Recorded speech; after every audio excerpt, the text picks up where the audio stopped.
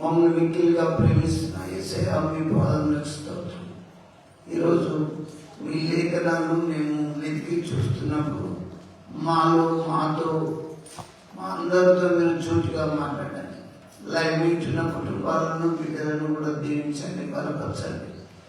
ఈరోజు ప్రభా ఈ దీనుని పూర్తిగా మనవి చేసుకుని మీరు మీ వాక్యాన్ని మీ బిడ్డలకు మరి తెలియజేయమని ప్రార్థిస్తున్నాం. ప్రతి బిడ్డ హృదయం పలక మీద రాసుకొని పరిశుద్ధులుగా మీ రాజ్యానికి వారసులుగా వారిని సిద్ధపరచమని ప్రార్థిస్తున్నాం. దేవా ఈ దీన ప్రార్థన ఆలకించి మహిమ పొందుకొని యేసు నామములో ప్రార్థిస్తున్నాం తండ్రి, ఆమేన్. సరే, దేవుని వాక్యంలోకి వెళ్దాం. అందరూ మరి బహు జాగ్రత్తగా దేవుని వాక్యం విని ఆశీర్వదింపబడండి. ఈరోజు నేను చెప్పే అంశం ఒకటి గుర్తుపెట్టుకోండి. దుష్టుల గురించి చెప్తాను. ప్రతి బైబిల్లో నీతిమంతుల గురించి కాదు, నేను చెప్తే దుష్టుల గురించి చెప్తాను. మనము పరలోక ప్రార్థన చేసేటప్పుడు ఏమని చెప్తాం ఒకసారి చూడండి. మనం బైబిల్స్ వారు దయచేసి తీసుకోండి. మత్తయి సువార్త 6వ అధ్యాయం 10వ వచనం.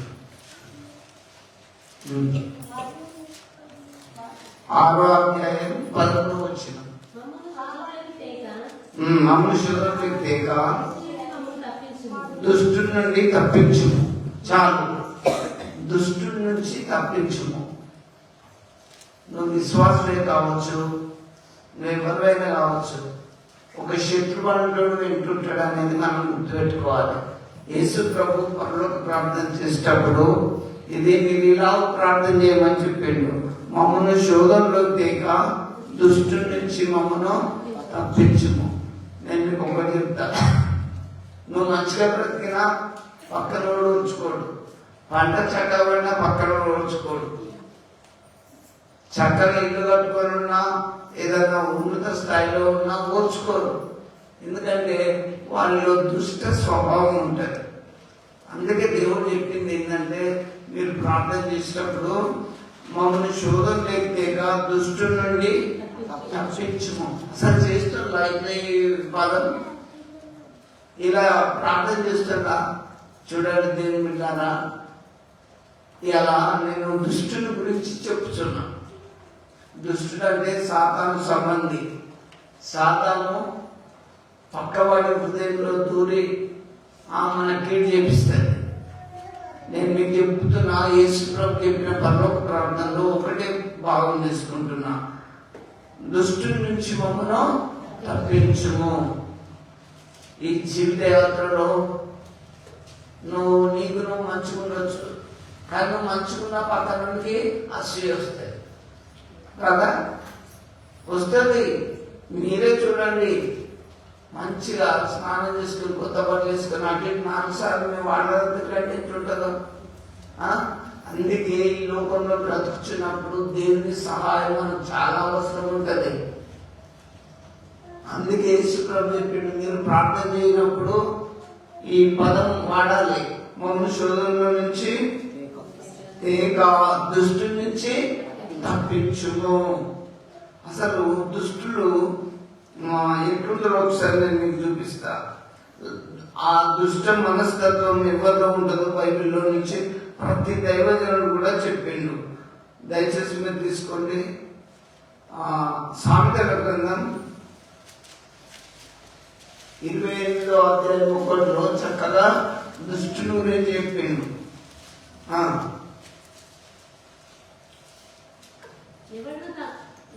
ఎవడును తరమకుండానే దుష్టుడు పారిపోవును. మీరు ఇక్కడ ప్రార్థన చేస్తే ఎవడు తరమకుండానే దుష్టుడు పారిపోతాడు. మనం రిపీట్ చేసి మళ్ళా తిట్టడము, కొట్టడము, గొడవలు పెట్టుకోవడము కాదు. మన మీద ఎవరైతే ఆపోజిట్ ఉన్నారో, దుష్ట క్రియలు మన మీద ప్రయోగిస్తుండో, సులభం ఏం చెప్తుండు, ఎవడు తరమకుండానే దుష్టుడు పారిపోతాడు. ఇక్కడ మీరు చేయాలి. పరలోక ప్రార్థనలో దేవుడు చెప్పిండు ఏమని, దుష్టు నుంచి దేవమును తప్పించుము. అసలు మీరు ప్రార్థన చేస్తున్నారు ఉదయం లేవగానే చేస్తలేరు. నాకు అది కావాలి, ఇది కావాలి, నా కొడుకు మంచిగా ఉండాలి, బిడ్డ మంచిగా ఉండాలి, ఇట్లా చేస్తున్నారు. మీరు మీ భోగముల నిమిత్తమే అడుగుతున్నారు. కానీ మన పక్క విరోధి సాతానుకు మనం చిక్కకుండా వాడిని మనం జయించాలి అని యేసు ప్రభు పరలోక ప్రార్థనలో మనం క్లియర్గా చెప్పిండు. ఏమని? దుష్టుని నుంచి మమ్మల్ని తప్పించుము. అయితే ఇక్కడ సొలొమోను కూడా అదే మాట అంటాడు. ఏమని? ఎవడు తప్పకుండానే దుష్టుడు, నువ్వు ప్రార్థన చేసినప్పుడు దుష్టుడు వెళ్ళిపోతాడు, సాతాను వెళ్ళిపోతాడు. వాడు ఎంత నేర్పుగా మంత్రించి నీ మీద ప్రయోగించినా కూడా అవి పనిచేయవు. బాగా గుర్తుపెట్టుకోండి. దేవుని వాక్యం చాలా విలువైంది. దేవుని వాక్యాన్ని మీరు నమ్మినప్పుడు మన జీవితం చాలా సాటిస్ఫైగా, బాగా ఆరోగ్యంగా, అన్నింటిలో దీవెనకరంగా ఉంటాం. అందుకే యేసుప్రభు ప్రార్థన చేసేటప్పుడు దుష్టు నుంచి తప్పించమని ప్రార్థన చేయండి అని చెప్పి, అందుకే మేము చేస్తున్నా లేదా మన భోగముల నిమిత్తం, మన అవసరాల నిమిత్తమే చేస్తున్నాం. కానీ మన పక్కన ఒక దుష్టుడు ఉంటుందనే విషయం మీరు మర్చిపోకండి. ఎలా దుష్టుల గురించి నేను మీకు క్లుప్తంగా చెప్తున్నా. ఇంకా ఈ దుష్ట స్వభావం ఎవరిలో మనం ఉంటుందో చూడండి. యెషయా కూడా చెప్తాడు. యెషయా గ్రంథం 5వ అధ్యాయం 23వ వచనం చక్కగా చూడండి. యెషయా గ్రంథం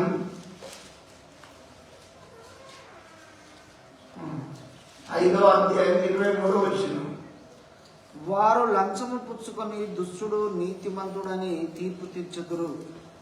చూడండి, లంచం పుచ్చుకున్నట్టు హృదయంలో సాధన ఆల్రెడీ ఉంటుంది.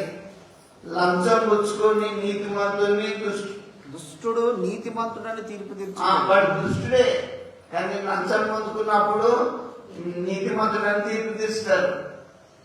లంచం కూడా ఎవడైతే ఆఫీసర్లే కానీ ఎవరైనా లంచం తీసుకుంటాడని వాళ్ళు కూడా దుష్టుడు ఉన్నాడని గుర్తుపెట్టుకోవాలి. ఈ మాట ఎవరు చెప్తాడు? యెషయా భక్తుడు చెప్తాడు. మనము దేవుని బిడ్డలం, లంచం తీసుకోవద్దు. ఇప్పుడు నేను నీకు అనుకూలంగా నీ పక్షంగానే మాట్లాడతా అని చెప్పి ఏదో ఆశించి డబ్బులు తీసుకొని మనం అట్లా తీర్పు తీర్చొద్దు, తప్పు చెప్పొద్దు. నేను తప్పు చేసినప్పుడు నువ్వు తప్పు చెప్తున్నావు అని చెప్పాలి. ఇక్కడ చూడండి, మీకు ఒక్క వ్యక్తిని గురించి మీకు జ్ఞాపకం చేస్తా. ఎవరతను? యూదా ఇస్కరియోతు. అందరికీ తెలుసు, క్రైస్తవ ప్రపంచానికి మొత్తం తెలుసు. ఎవరైనా పిల్లలకు ఆ పేరు పెట్టుకుంటారా యూదా ఇస్కరియోతు అని? ఎందుకు పెట్టుకోరు? వాడు దుష్టుడు. యేసు ప్రభుతో ఉన్నాడు, యేసు ప్రభుతో తిన్నాడు, యేసు ప్రభుతో తిరిగిండు, అంతా చేసిండు, ముద్దు పెట్టిండు. 30 రూపాయలకు 2 రూపాయలకు లంచం తీసుకున్నాడు. నేను ఆయనని అప్పగిస్తే నాకేమి ఇస్తారు అని అడుగుతాడు. వాడు దుష్టుడు. దుష్టుల గురించి చాలా జాగ్రత్తగా ఉండాలి. దేవుని సేవలో దేవుని సేవ చేస్తామని డబ్బును ఆశ పెట్టుకొని దేవునికి విరోధంగా, సేవకు విరోధంగా చేసేవారు చాలా మంది ఉన్నారు ఈ లోకంలో. అందుకే యేసుప్రభు చెప్పిన మాటలు మనం జ్ఞాపకం చేసుకున్నాం. దుష్టుని నుంచి దేవమును తప్పించుము. అరే వీడి పేరు ఎప్పుడు పోతుంది, వీడు ఎప్పుడు పోతాడు, ఈ లోకంలోకి వెళ్ళి చూసే వాళ్ళు ఉంటారు, ఉండరా? కానీ దేవుడు నీకు ఆయుష్ ఇచ్చి, ఆరోగ్యం ఇచ్చి, ఆశీర్వదించి, దీవించినప్పుడు ఎవరు ఆపలే. అందుకే దేవునితో ఉండే సంబంధం చాలా గొప్పది. కానీ దుష్టుడు ఇస్కరియోతు ఏం చేసిండు?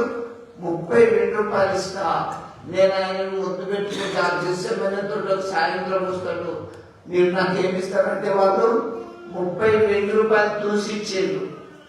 తూసి ఇచ్చినప్పుడు యేసుప్రభు దగ్గరకు వచ్చి ఎంత బాగా చెప్తాడు, బోధకుడా నీకు మాటలు బాగానే ఉన్నాయి.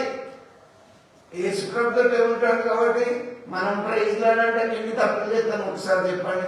హల్లెలూయా అంటే సీక్రెట్గా ఎన్ని తప్పులు చేసినామో చెప్పండి. తప్పు చేసినప్పుడు సాతానంలో మంచిగా నిష్ఠ వేసుకుంటుంటారు హృదయంలో. నేను మీకు ఒకటి చెప్తున్నా, మనము దుష్టుని యొక్క మరి తలంపులకు మనం బలి కావద్దు. ఇప్పుడు ఈరోజు నేను చెప్పే అంశం మీరు బహు జాగ్రత్తగా గుర్తుపెట్టుకుని దుష్టుల గురించి నేను మీకు చెప్తున్నా. యేసు ప్రభు పరలోక ప్రార్థన చెప్పినప్పుడు దుష్టు నుంచి తప్పించమని ప్రార్థించిండు. మీరు కూడా మీ పిల్లల కొరకు మీ కొరకు ప్రార్థన చేసుకోవాలి. ఒకవేళ ఆ దుష్టుడు కనుక మీలో ఎంటర్ అయితే కుటుంబం ఆగం. యోగు జీవితంలో కుటుంబం ఆగం అయిపోయింది, ఆస్తి పోయింది, అంతా లాస్ అయిపోయింది. కాబట్టి సాతానుకు చిక్కకండి, ఆ దుష్టుని యొక్క చేతిలో చిక్కకండి. ఈ మరొక చెడు కూడా యూదా ఇస్కరియోతులో ఆ గురించి రాయబడ్డది. అపవాది వాటిలో చొచ్చిండను అని ఉంటది. వాడి హృదయంలో దూరి నేను ఆయన అప్పగిస్తే నాకు ఎక్కిస్తాను అని అడిగాను. 30 వెండి రూపాయలు తూసిచ్చాడు. ఆ 30 వెండి రూపాయలు యూదా ఇస్కరియోతు సేవ వాడిందా, పొలం కొనుక్కున్నాడా, ఇల్లు కట్టుకున్నాడా, ఏమిటికి? అవి తీసుకొచ్చి దేవాలయంలో పడేసి ఊరు బయటకు పోయి ఊరేసుకొని వచ్చాడు.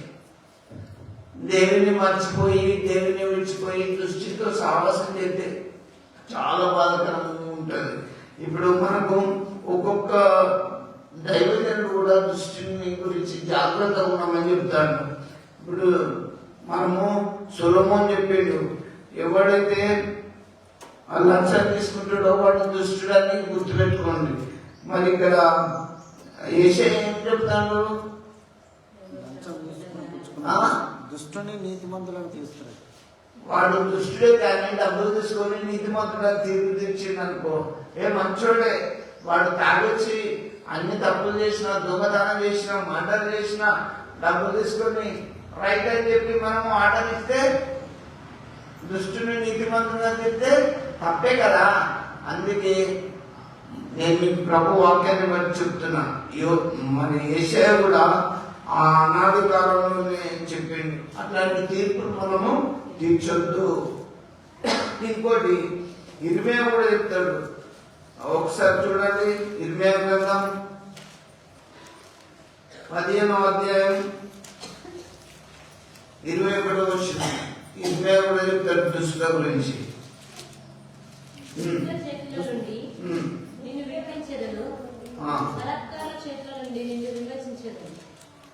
చూడండి, దుష్టుల చేతిలో నుంచి నిన్ను విడిపిస్తా.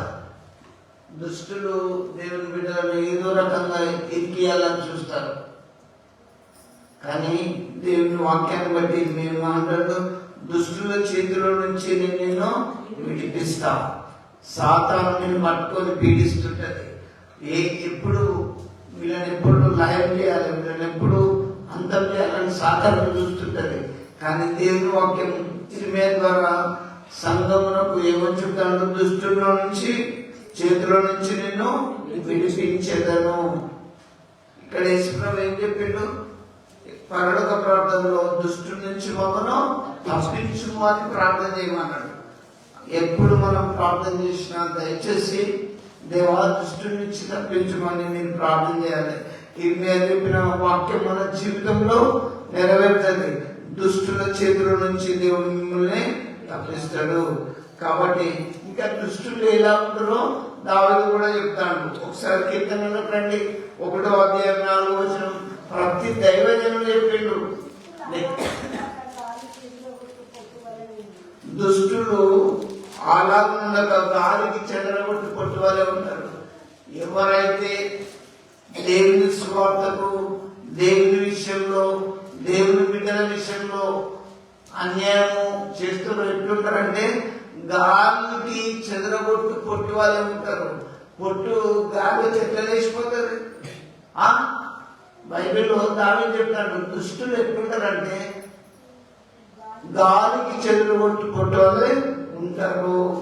కాబట్టి దేవుని బిడ్డలారా మనము నీతి మార్గంలో నడుద్దాం.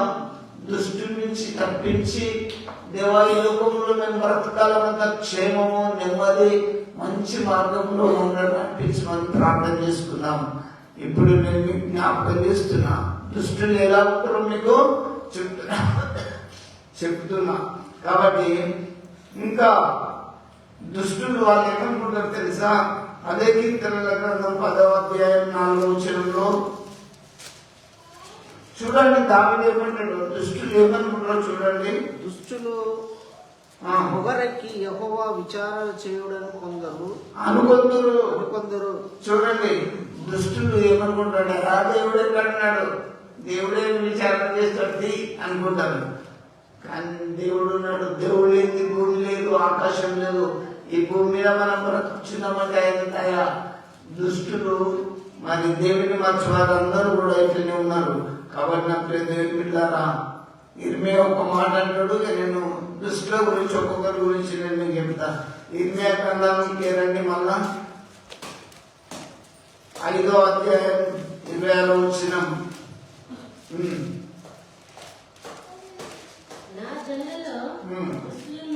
నా జనులలో దుష్టులున్నారు, గుడికొద్దరు, చర్చికొద్దరు. ఇక్కడ నేనంటేనేమో కుడికే బాగా అవుతారు.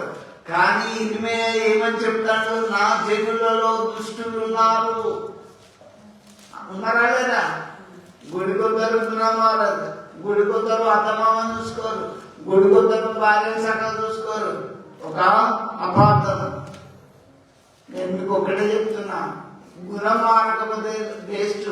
నేను ఇంట్లో వేస్తే, గుడికి వచ్చిన వేస్తే, జీవితమే వేస్ట్. ఈ దుష్టుడు అనేటోడు సాధారణ సంబంధి. నేను మీకు అర్థమయ్యేటట్టు చెప్తున్నా. నేను కాదు, ప్రతి దైవజనుడు దుష్టుల గురించి చెప్తాడు. అన్న యేసుప్రభువు ఏమని చెప్తాడు, దేవా దుష్టు నుంచి మమ్మల్ని తప్పించుము అని ప్రార్థన చేసుకోవాలి. ఒక్క దుష్టుడు నీ ఇంట్లో దూరిడనుకో అన్ని సమస్యలే.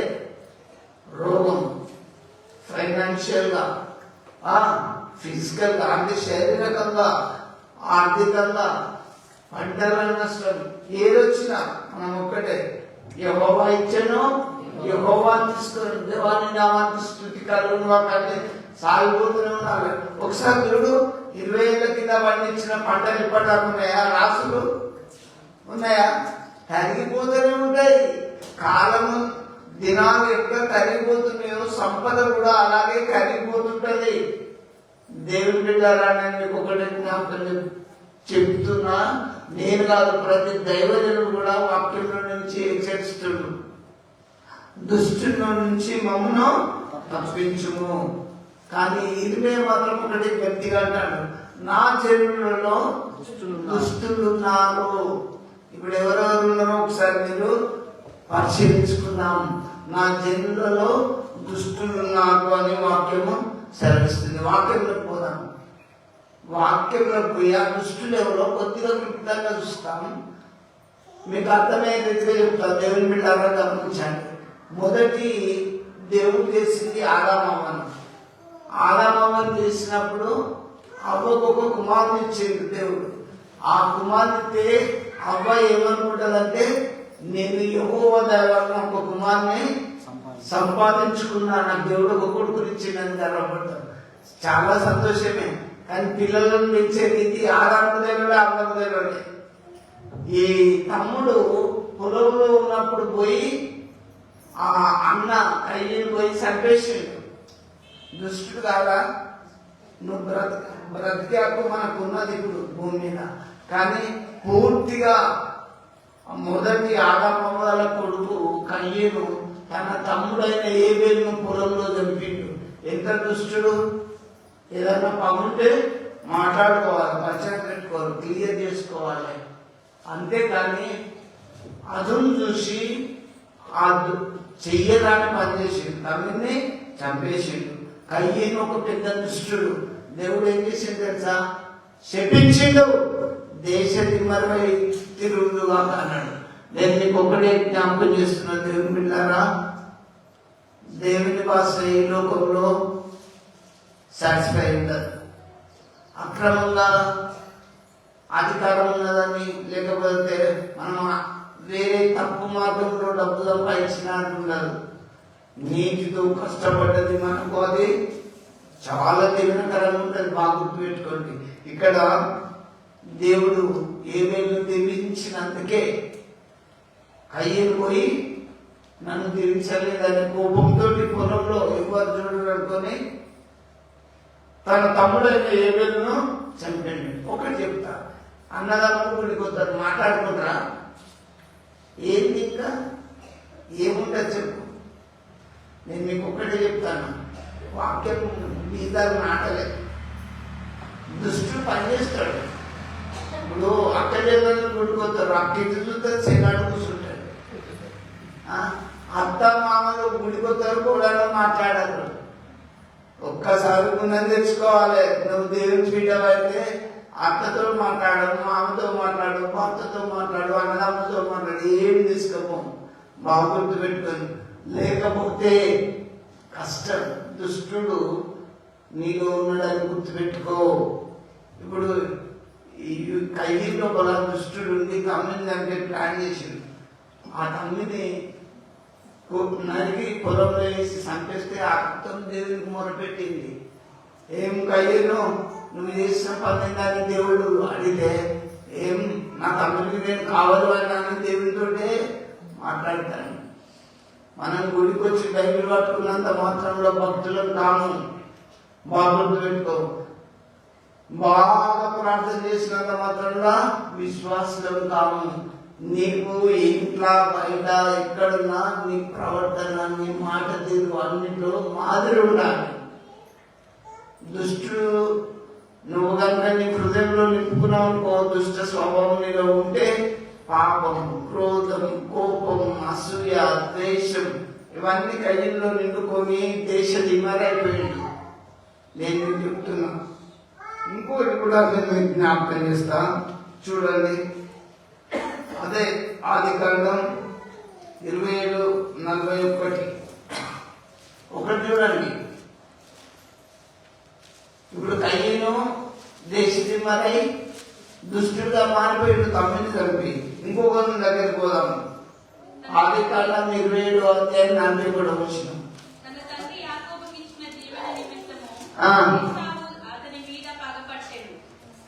చూడండి. ఏశావు తన తమ్ముడైన యాకోబు మీద అన్నదమ్ముల పగలే ఉన్నాయి. వింటున్నా ప్లీజ్. క్రీస్తులో మీరు ఉన్నప్పుడు, చర్చకు వచ్చినప్పుడు కోరుకుందండి. నేర్చుకోవాలి కదా మనం. ఇక్కడ నేర్చుకోకపోతే ఎవరు చెప్తారు మీకు? పిల్లలు, నేను మీకు ఒకటే చెప్తున్నా. ఏశావు తన తండ్రి దీవించినందుకు యాకోబు మీద పగబట్టిండు. పగబట్టి ఎప్పుడు టైం దొరుకుతుందా అని చూస్తుండ్రు. అయితే ఒకరోజు ఏమైంది, మీకు షార్ట్ చెప్తాను. ఒకరోజు ఏమైందంటే ఈ ఏశావు బాగా ఆకలి అవుతుంది. ఒరే తమ్ముడు, ఏ కూర చేసావు అంటే చిక్కుడుకాయ కూర చేసుకుని చెప్తాడు. అరే నాకు ఇంత పెట్టురా, నీ ఆహారం నీ కర్రీతోటి నాకు ఇంత పెట్టమంటే ఏమంటాడు? ఈ తమ్ముడు కూడా ఏమన్నాడు తెలుసా? నీ జ్యేష్ఠత్వం నాకు ఇద్దరిని నీకు పెడతా అంటాడు. నాకు జ్యేష్ఠత్వం ఎందుకు పోతే కొని అనుకొని పూటి కొరకు జ్యేష్ఠత్వం అమ్ముకుని భ్రష్టుడైండు. అరే జ్యేష్ఠత్వం పెరిగితే నాకు ఇంత పెట్టండి, డైరెక్ట్ అడుక్కొని తింటాయిపో. వాడు నీ జ్యేష్ఠత్వం నాకు అంటే నాకేమొద్దు తీసుకో, నాకు నా భాగం అంతా. ఇప్పుడు మనం చెప్తాం చూడు, చచ్చిపోయిన దేవుడు పులబడితే వాడికి 5 క్లాసులు అంటారు. ఇక్కడ అట్లా జ్యేష్ఠత్వం నాకు ఇచ్చేయంటాడు. అంటే ఏశావ అడుగులో అలా ఉంటే నాకు జ్యేష్ఠత్వం మొత్తమే ఆ పూరకొరకే జ్యేష్ఠత్వం అమ్ముకున్నాడు. ఎవరు? ఏశావు. అట్లా దుష్టుడైపోయిండు. నేను మీకు చెప్తున్నాను, దేవుడిచ్చే దీవెనలు మీరు ఖచ్చితంగా పొందుకోండి. దేవునితో డైరెక్ట్ గా ఆశీర్వదించమని అడగండి. ఇప్పుడు కయ్యేను దేవుని విషయంలో దేవుడు తన తండ్రిని దీవిస్తే కయ్యేను కోపం వచ్చేది. మరి ఏసావేమో నాకు జ్యేష్ఠత్వం వద్దు, నేను ఈ పెద్దరికమే నాకు వద్దని అమ్ముకొని కూర కొరకు, చిక్కుడుకాయ కూర కొరకి అమ్ముకొని జ్యేష్ఠత్వం పోగొట్టుకున్నాడు. నేను మీకు చెప్తున్నా, దేవుని వాక్యం వింటున్నప్పుడు నీ హృదయం దేవునికి ఇచ్చేయి. లోకం వైపు చూడకు, కులం వైపు చూడకు, జనం వైపు చూడకు, వాక్యం వైపు చూడు, దేవుని వైపు చూడు. వాక్యం ఏం నేర్పిస్తుందో గమనించు. అందుకే ఇలాంటి సమస్యలు మనం కోరుకోవద్దు. అంటే యేసుప్రభు చెప్పినట్టు దుష్టు నుంచి మమ్మల్ని తప్పించుము అని ప్రార్థన చేయాలి. ఇంకొకటి కూడా నేను మీకు జ్ఞాపకం చేస్తా. నిర్గమకాండం 1:8 చూడండి. నిర్గమకాండం 1:8. అప్పుడు యోసేపు ఎరుగని కొత్త రాజు ఐగుప్తును ఏలారంభించెను. అతను తన జనులతో ఇట్లనెను, ఇదిగో ఇశ్రాయేలు సంతతి అయిన ఈ చూడండి, ఇక్కడ ఇశ్రాయేలు చేత వ్యక్తి పనులు చేసి బానిసలుగా చేస్తున్నాడు ఫరో. ఈ ఫరో రాజు స్త్రీలను చూస్తలేడు, గర్భిణీ స్త్రీలను చూడకుండా వ్యక్తి పనులు చేపిస్తున్నాడు, దుష్టుడు. మళ్ళీ ఏం చెప్పారు తెలుసా, మీరే ఆ ఇటుకలు కాల్చుకోవడానికి కర్ర, బొగ్గు, మట్టి అన్ని మీరే సమకూర్చుకోవాలని ఆజ్ఞాపిస్తాడు. ఇట్లా దేవుని బిడ్డలను చిత్రహింసబెట్టి బాధించినటువంటి దుష్టుడు ఈ ఫరో. కాబట్టి దేవుని బిడ్డరా, మరి ఒక్కసారి మీరు ఆలోచించండి. దేవునిలో మీరు ఉన్నప్పుడు దుష్టులను మీరు గమనించాలి. దుష్టుని యొక్క చేతికి మనము వెళ్ళొద్దని గ్రహించాలి. ఇంకొకటి కూడా నేను జ్ఞాపకం చేస్తున్నా. 2 సమయాల గ్రంథం చూడండి, 2 సమయాల గ్రంథం 16:5-8 వరకు. అబ్షలోము ఇతడు తనను అధికంగా ప్రేమించిన తన సొంత తండ్రి అయిన దావీదుకు వ్యతిరేకంగా తిరుగుబాటు చేశాడు. సొంత తండ్రికి ఆపోజిట్ గా తిరుగుబాటు చేసిండు అబ్షలోము. ఇప్పుడు తల్లిదండ్రుల మాట వినాలైనా, తండ్రి ఒకటి, ఏ తండ్రి అయినా తన కొడుకులు తన బిడ్డలు బాగుండాలని చెప్తారు. నా కొడుకు చెడిపోవాలని ఏ తండ్రి ఉండదు. కానీ ఇక్కడ అబ్షలోము తండ్రికి ఆపోజిట్ గా చేసిండు, దావీదుకు ఆపోజిట్ గా చేసి దుష్టుని లెక్కలో పడ్డాడు. నేను మీకు చెప్తున్నా, మనము మన పరమ తండ్రి దృష్టిలో ఎలా ఉన్నాం ఒకసారి గమనించుకోవాలి. అబ్షలోము అయితే తనని ఎక్కువగా ప్రేమించిన తన తండ్రికి వ్యతిరేకంగా మరి తిరుగుబాటు చేసేది రాయబడ్డది, చూసుకోండి. దావీదు అబ్షలోమును ఎక్కువగా ప్రేమించాడు, అయినా కూడా అతనికి తిరుగుబాటు చేసిండు. కొడుకు చేసి నువ్వేది నేను ఎక్కేది. ఒకసారి నేను జ్ఞాపకం చేస్తా, తప్పిపోయిన కుమారుడు ఉన్నాడా? తండ్రి అన్ని వంచిండు, నాయనకి ఇచ్చేయమంటే అన్ని ఇచ్చేసిండు. ఎక్కడ పోయిండు? దూరదేశం పోయాడు. ఆ డబ్బును అంత సంపదంతా వేస్యలతో వేస్ట్గా చేసిండు. అయినా దాని మాట లెక్క చేసిండా? అంత ఖర్చు అయిపోయినాక మళ్ళీ గడ్డ చిరిగిన బట్టలు చెప్పులు లేకుండా ఇంటికి వచ్చినా తండ్రి ప్రేమించింది. అంత ప్రేమ గల తండ్రి మన దేవుడు, మనం దేవుని వాక్యానికి విరోధమై ప్రార్థనకే వాక్యమే వినం. అంత దుష్టుని యొక్క స్వభావం, పొద్దుగుంటే తాగుడు, ఇష్టమైన మాటలు, ఆ దేవుని వాక్యం హృదయంలో ఉండదు. అందుకే యేసుప్రభువు చెప్పిండు, దేవా దుష్టుని నుంచి మమ్మల్ని తప్పించుము అని ప్రార్థన చేయండి. ఎంతమందిలో మన దుష్ట స్వభావం ఉంటే, కయ్యంలో దుష్టుడు ఉంటే సొంత తమ్మిని చంపిండు. ఫరోలో మన దుష్ట స్వభావం ఉంటే దేవుని బిడ్డలైన ఇశ్రాయేలీయులను వెట్టి పనులు చేయించాడు. ఇక్కడ అబ్షలోములో సాతాను తన తండ్రికి విరోధంగా తిరుగుబాటు చేసి పాపంలో ఉన్నాడు. దేవుని బిడ్డలను జ్ఞాపకం చేస్తున్నా, మనం ఎప్పుడు కూడా దుష్టుల్లో నుంచి తప్పింపబడాలని ప్రార్థన చేసుకున్నాం. ఇంకొకటి కూడా దయచేసి నేను జ్ఞాపకం చేస్తున్నా, 1 దానియేలు గ్రంథం 5వ అధ్యాయంలో చక్కగా వ్రాయబడి ఉంటుంది. దానియేలు గ్రంథం 5వ అధ్యాయంలో బెల్షస్సర్ రాజు ఏం చేస్తాడంటే దేవుణ్ణి హేళన చేస్తాడు. అక్కడ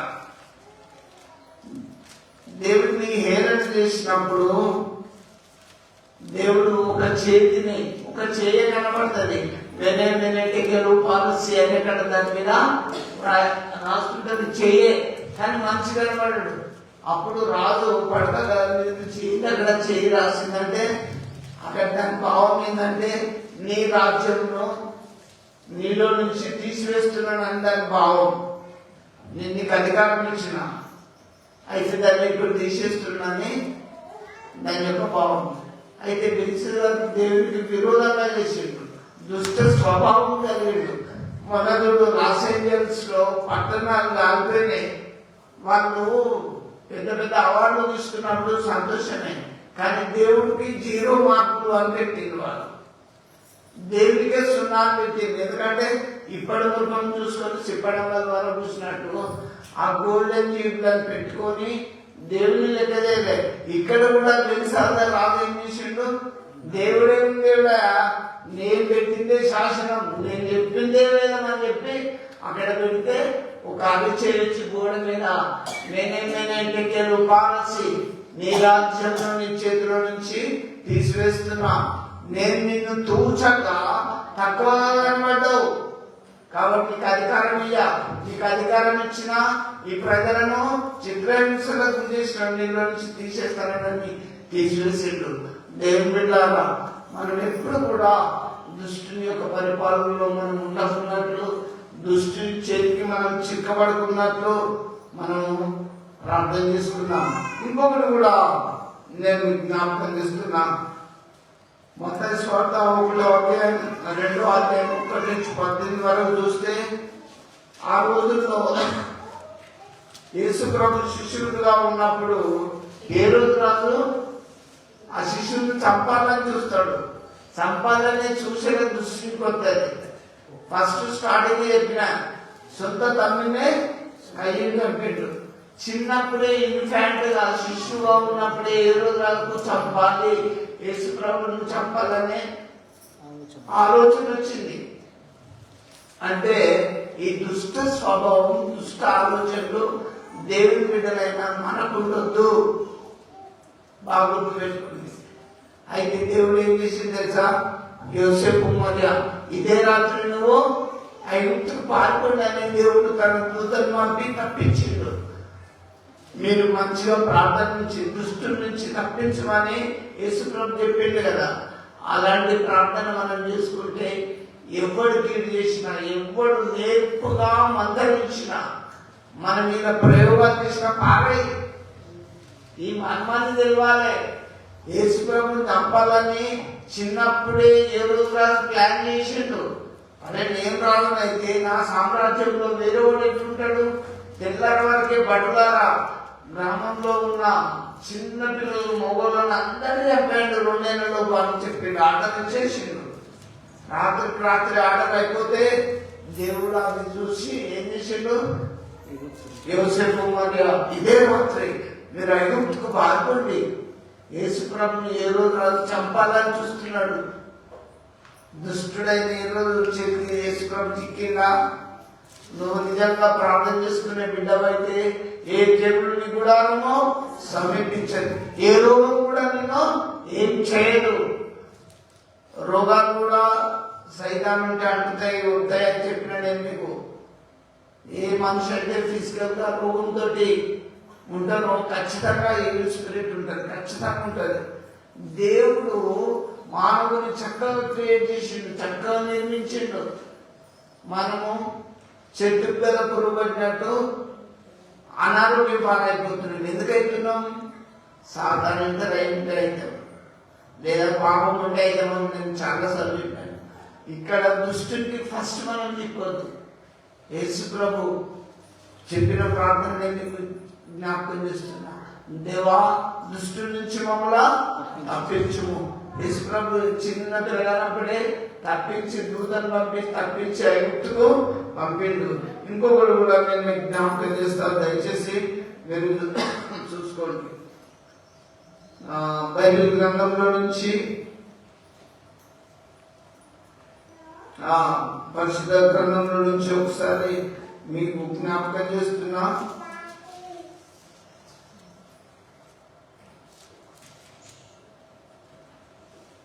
యోహాను ముంచేవాను ఉన్నాడు, రిఫరెన్స్ ముంచేవాను. ఆయన తప్పుగా చెప్పాడు, రాజా నువ్వు చేసేది నీ తమ్మిని భార్య ఉంచుకోవడం తప్పు అని చెప్పాడు. చాలా కోపం వచ్చింది. నేను ఒక రాజును, నా తప్పును వెతికి చెప్పడం ఏంది అని చెప్పి కోపం వచ్చి పట్టుకొని చేయలేసింది. అధికారం ఉంటే ఏదైనా చేయొచ్చు, అవునా? తప్పును విమర్శిస్తే వాళ్ళకి అధికారుల కోపం కదా. రాజాను తమ్ముని బాధించుకోవడం తప్పన్నందుకు ఏం చేసింది తెలుసా? వెంటనే యోహాను పట్టుకొని శిరస్సులో వేసిండు. తగిన సమయం ఒకటి వచ్చింది. చిన్న పిల్ల డాన్స్ వేసింది. బాగా గుర్తుపెట్టుకుని, చిన్న పిల్ల తన బిడ్డే తన పుట్టినరోజు డాన్స్ వేసినందుకు, అమ్మ పాపానికి ఏం కావాలో కోరుకో అంటే ఆ చిన్న పిల్లకి ఏం తెలుస్తుంది? వెళ్ళి డాడీ ఏదైనా ఇస్తాడట. మమ్మీ ఏం కోరుకోనంటే శిరసాలో ఉన్న యోహాను తలగొట్టి పల్లెంలో పెట్టి ఇవ్వమన్నాడు. ఆ తల్లి చెప్పింది హేరోదియా. ఇంత దుష్టురా చూడండి, మీ పిల్లలు ఇవాళ వెళ్ళిపోతారు అంటే మీరే కారకులు.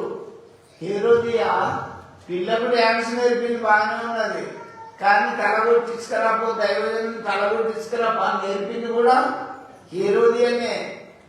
ఈమె చేసిందే తప్పు.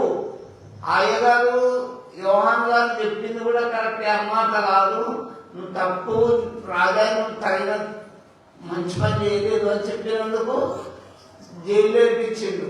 వేయించి డాన్స్ చేసినందుకు తలగొట్టి తెప్పించుకున్నది ఈ తల్లి.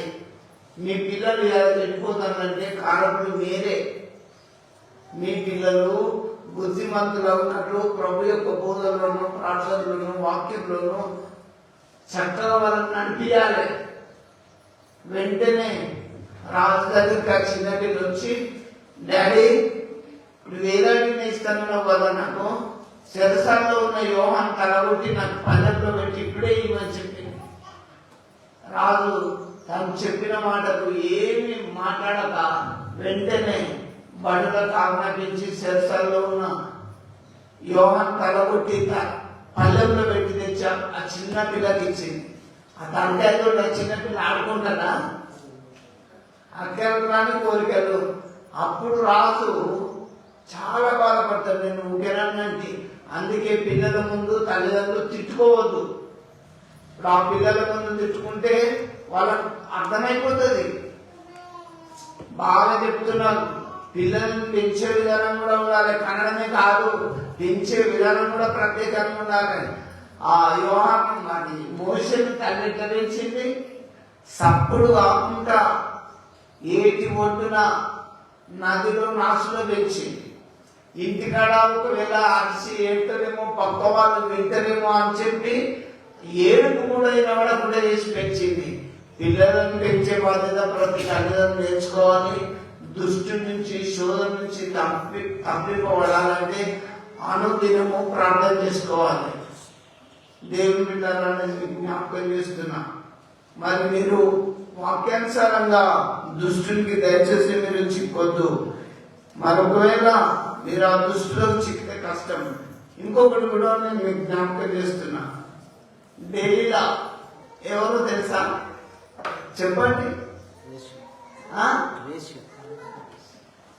డెలీలా సాంసన్ భార్య. ఈ భార్య భర్తలు అన్యోన్యంగా ఉండాలి.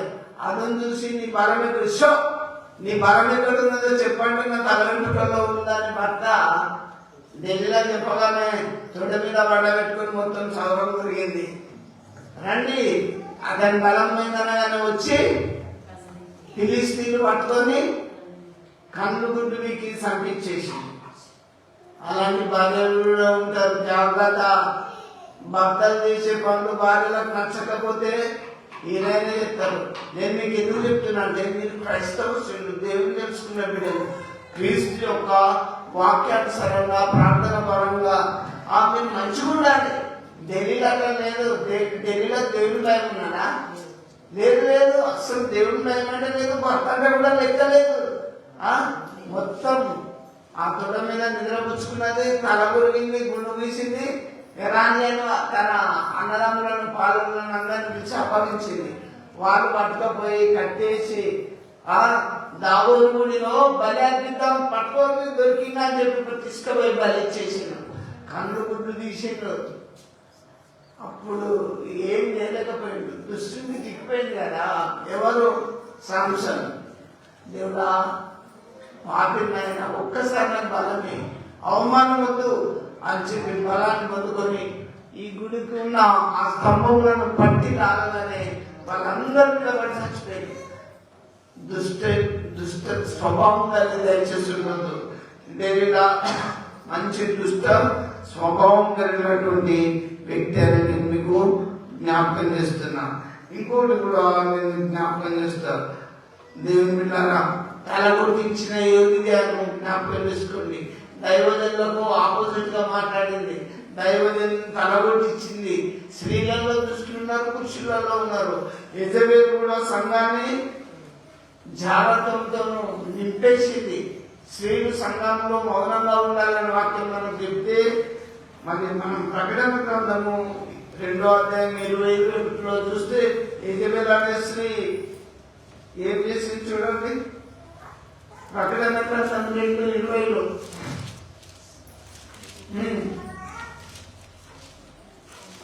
తొందరగా ప్రకటన గ్రంథం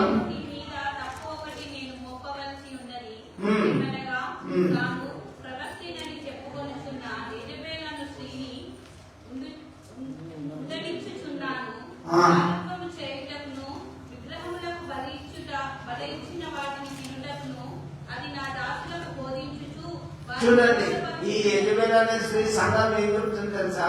విగ్రహాలను బలించిన వాటిని తినొచ్చు, ఏం కాదని తప్పు బోధిస్తుంది. బైబిల్ వాక్యం చెప్తే చెప్పు, లేకపోతే చెప్పొద్దు. అనేక చోట్ల అందరూ బైబిల్ వాటితో చెప్తారు. మనం కరెక్ట్ ఉన్నప్పుడు, తప్పు చేయనప్పుడు వాక్యం అందించు.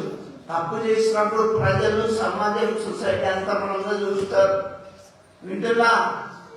కాబట్టి ఈ యెజబెల్ అనే స్త్రీ అక్కడ గొంతు పిసికిన వాటిని తినొచ్చు, విగ్రహాలకు బలిచ్చిన వాటిని తినొచ్చు అని తప్పుగా బోధిస్తూ వాళ్ళ సంఘాన్ని చెప్పేస్తుంది. అలాంటి దుష్ట స్త్రీలు లోకంలో ఉన్నారు అని మాట ఎవరు చెప్తాడు? జకర్యా చెప్తాడు. నా సంఘంలో, నా తెలుగులో దుష్టులు ఉన్నారు, అత్తమామలను వాళ్ళు ఉన్నారు, భార్య భర్తలను చక్కగా చూసుకుని వాళ్ళు ఉన్నారు, లేరా తల్లి తండ్రి మాట వినని వాళ్ళు ఉన్నారు. దేవుని బిడ్డారా, గుడికి వచ్చినంత మాత్రంలో బైబిల్ అన్ని విషయాలు మీకు చక్కగా బోధిస్తుంది. మనం వాక్యానుసారంగా మనం బ్రతుకులు సరి చేసుకుని జీవితయాత్రలో సాగిపోదాం. ప్రభు నేర్పిన పరలోక ప్రాంతాన్ని మరొకసారి తరలించుకుందాం. దుష్టు నుంచి దేవా మమ్మల్ని తప్పించుము అని రోజు ప్రార్థన చేసుకోండి. అప్పుడు మీ జీవితం, మీ ప్రార్థన సమయం చాలా బాగుంటుంది. వేసే ప్రతి అడుగు ప్రభుత్వం నుంచి సాగిపోయే అటువంటి ధన్యత మీకు లభిస్తుంది. ప్రార్థన చేయకుండా దుష్టు నుంచి తప్పించకుంటుంటే వాడు ఎప్పుడు దొరుకుతాడా అని చూస్తాడు, ఎక్కడ దొరుకుతాడా అని చూస్తారు. దయచేసి ప్రభు నేర్పిన ప్రార్థన ప్రకారం దేవా దుష్టు నుంచి మమ్మల్ని తప్పించుము. దుష్ట స్వభావం ఉంటే యేసు ప్రభుని ముద్దు పెట్టాము, అమ్మేళ్ళు. ఎవరు? ఇస్కరియోతుగా. సీమోను, గారెడ్ సీమోను కూడా ఆ డబ్బు ఆశపడి, ఆ దుష్ట స్వభావం, నాకు ఇట్లాంటి దయాల మీద ఒకటి శక్తి కావాలి, ఇదంతా కావాలి, పరిశుద్ధాత్మ పైసలు ఇస్తుందా? దేవుడు ఇస్తాడా? పైసలు ఇస్తే ఇయ్యాడు. దేవుని దగ్గర గోదాడాలి, బతిలాడుకోవాలి. నేను చేసినట్టు మీరు చేయాలంటే కాదు, రాదు. బాగా గుర్తుపెట్టుకోండి, అది ప్రభుత్వం డైరెక్ట్ ఉండి పొందుకోవాలి. పరిశుద్ధులుగా బ్రతకడం నేర్చుకోవాలి. జీవితంలో తప్పు చెయ్యొద్దు, చెయ్యకండి. పెద్దలను గౌరవించండి, ప్రేమించండి. వాక్యానుసారంగా నేర్చుకొని ప్రతి అడుగు ఈ లోకంలో అనేకులకు మాదిరిగా బ్రతికి ప్రభుకు మహిమదించే బిడ్డల దగ్గర ఉండాలని, దుష్టు నుంచి తప్పింపబడాలని, దేవుడి వాక్య భాగం మీ వెలుగులో దీవించాలని నేను ఆశిస్తూ ముగిస్తున్నాను. ఆమేన్. ప్రార్థించుకున్నాం. జీవం కలిగిన దేవా, మీ పాదములకు స్తోత్రం. అయ్యా, ఈ లోకంలో మేము బ్రతుకుతున్నప్పుడు దుష్టు నుంచి మమ్మల్ని తప్పించుము. ఈ లోకంలో యోగుకి ఎన్నో శ్రమలు, ఎన్నో మరణాలు, కష్టాలు, ఆర్థికంగా లాస్ అయినా కూడా దేవా మీ అందరి శ్వాసం వచ్చిన వీటిగా రోగములు, బాధలు, ఆర్థికంగా ప్రతి కీడు నుంచి మమ్మల్ని తప్పించండి. శోధన నుంచి తప్పించండి. దుష్టు నుంచి మమ్మల్ని తప్పించండి ప్రభు. నా సంఘమును, గ్రామమును, లైవ్ కుటుంబాలను అందరిని దృష్టి నుంచి తప్పించమని ప్రార్థిస్తున్నాం. దేవాన్ని రాకడ వరకు అనేకులు నీ రాజ్యానికి సిద్ధపడి బిడ్డలుగా వారిని సిద్ధపరచమని ప్రార్థిస్తున్నాం. ఇప్పుడు ఏ బిడ్డలైతే బాధతో శోధంతో ఇక్కడికి వచ్చారో ప్రభావాన్ని మీ హస్తం చాపి ముట్టి మహిమ పొందమని యేసు నామములో ఎంతో ప్రార్థిస్తున్నాము తండ్రి. ఆమేన్.